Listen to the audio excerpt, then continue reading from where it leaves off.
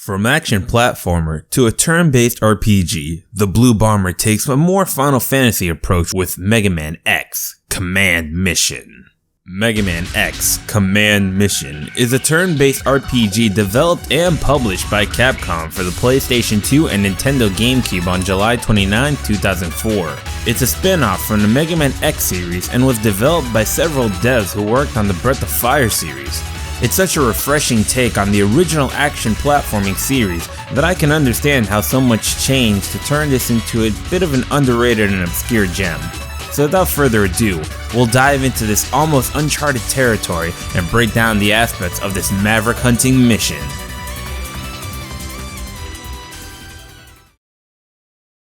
The story of Mega Man X Command Mission takes place around 100 years after the events of the original X series, in which we join X and Zero as they respond to an assault on a forest metal mining island with a new recruit known as Shadow.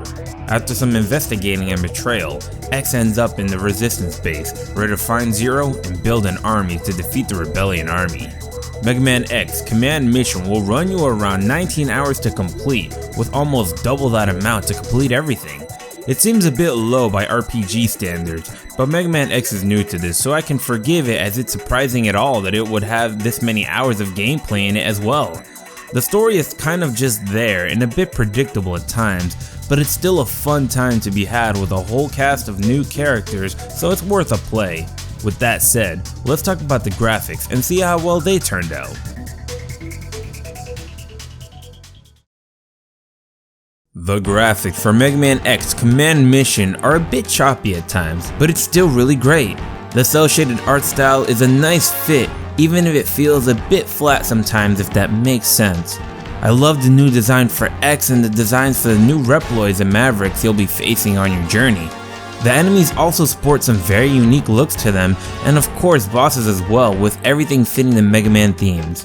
In the end, while there's not much else to talk about, we can still conclude that it looks great and works well for a Mega Man game. So let's listen in on the action and see how the music accompanies the adventure. The music for Mega Man X Command Mission has the same style you're used to when it comes to specifically Mega Man X and its music, but oddly enough has a few gems in the mix that will surprise you and soothe you later on in the game. The main combat music sounds iconic and really awesome.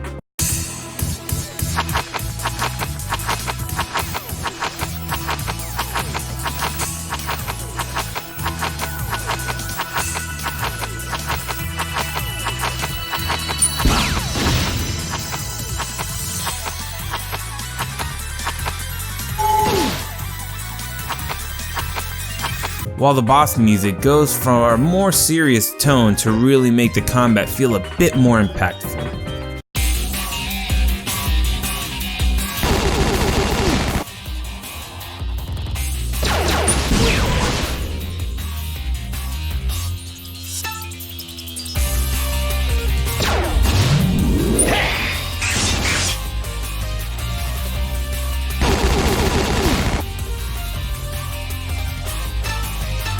The voice acting for the game is pretty decent, but not the best. Line delivery feels flat at times. I'm no great hunter like you two, but believe me, I know this island's layout. Well, we're in your hands, Shadow. Okay, let's move. I know the perfect place for a hideout. But honestly, it's not too bad and the story can be enjoyed regardless.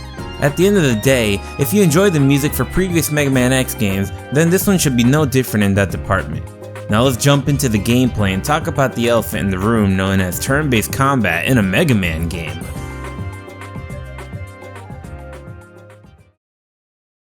The gameplay for Mega Man X Command Mission is where it severely departs from the original Mega Man X formula, which honestly isn't a bad thing in my eyes for a spin-off game. In this title, you'll do some spelunking in dungeons while also participating in turn-based combat. You have some interesting mechanics in this game as well that make it a unique RPG, like being able to equip missiles that you use a different button to launch when it's your turn. You can even set up other items that can buff you up for that extra damage, or that extra advantage. With this, you can set up combinations of different things like double or triple attacks to even just using buffs and debuffs before you strike. It makes what would normally feel like a slow combat system into something a bit more fast-paced and fun.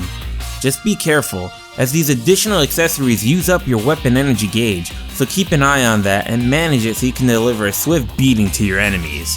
You'll also have a special move known as an action trigger that can really pack a punch and also differs for each character, such as X charging his Buster and Zero his command arts. Don't get too trigger happy though, as pulling off this move does slow you down a bit, causing you to take longer to get another turn. Now to finish off this bit, I really want to talk about my favorite part of the gameplay where the game really steps it up, and it's with the Hyper Mode. Hyper Mode, in a way, is basically a transformation akin to Dragon Ball Super Saiyans or Digimon's Digivolution. Each playable character in the game has one, and it boosts your stats while also giving you new abilities to use. The best part about this move is the ability to toggle it off after activating it so you can save the remaining turns for the future. It's my favorite part of the combat, as you can really turn the tide of battle and make a comeback if things get hairy. Honestly, the gameplay of Mega Man X Command Mission may have been a turnoff to many, but for me it's by far one of the reasons I love this game so much.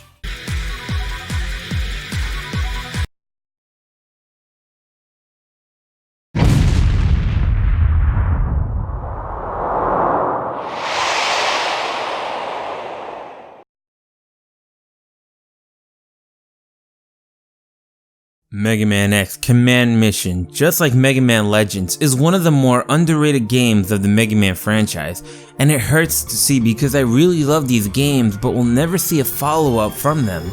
I would honestly love for a new Mega Man series to come out that was akin to Command Mission's RPG style. Maybe one day, but until that day, thanks for watching. Drop a like if you enjoyed the video, subscribe for more UnderRadar, and share this video around if you think we need more UnderRadar in the world. Thank you guys for another fantastic episode of UnderRadar, and I'll see you on the next one.